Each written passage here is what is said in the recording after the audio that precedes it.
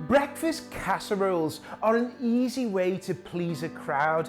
Today, I'm going to show you how to make Trisha Yearwood's sausage breakfast casserole. This may become a family favorite. It's important to grease your casserole dish. This is going to help it come out nice and easy. Feel free to be generous. Always use unsalted butter. That way you can control the salt. We're using a white loaf of bread, but at home you could use any bread you wanted.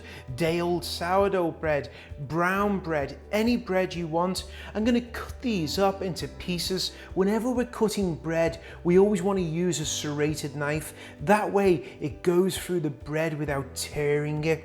And we're just coming across 4 cuts that way, and then we're going to go about 4 cuts the other side, just into these large pieces. Now place these in the bottom of that greased casserole dish. You could use a 13x9 Pyrex dish as well. And now we're going to brown some sausage. We're using bulk pork sausage, but you could use any sausage you want. Chorizo, Italian sausage.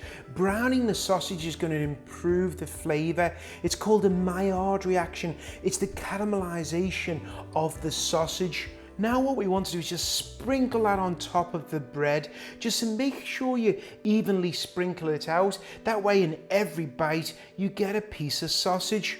We're going to add some half and half to a bowl, some mustard, and if you haven't got powdered mustard, you could use some of your bottled mustard, some Dijon mustard or whole grain mustard.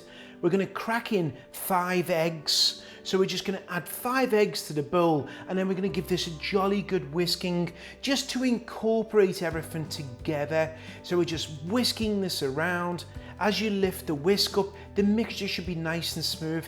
Add a small amount of salt and a small amount of pepper. We don't need too much salt because we're going to be adding cheese to this, and cheese will have salt in it. Give that a whisking to incorporate, and now we're just going to ladle that over the sausage and bread. And I like to use a ladle. I know we always want to just pour it straight out the bowl, but this way I've got more control of that. Take some sharp cheddar cheese. Hey, if you've got mozzarella, if you've got Parmesan, you could even use Monterey Jack, whatever cheese you like. Once you've added the cheese, you want to let this sit for a few hours. In the recipe it says 8 hours. You could even do it overnight. And why we do that is we want the bread to absorb that egg mixture. When you're ready to bake it the next morning, preheat your oven to 350 Fahrenheit and bake for about 50 minutes. Keep it covered the entire time it's in the oven. Look, it's beautifully golden brown as you look at it. The cheese is crisped up on the top, and as you look at that egg mixture, just look how light that is. It looks almost like creamy and soft. It's a delicious breakfast.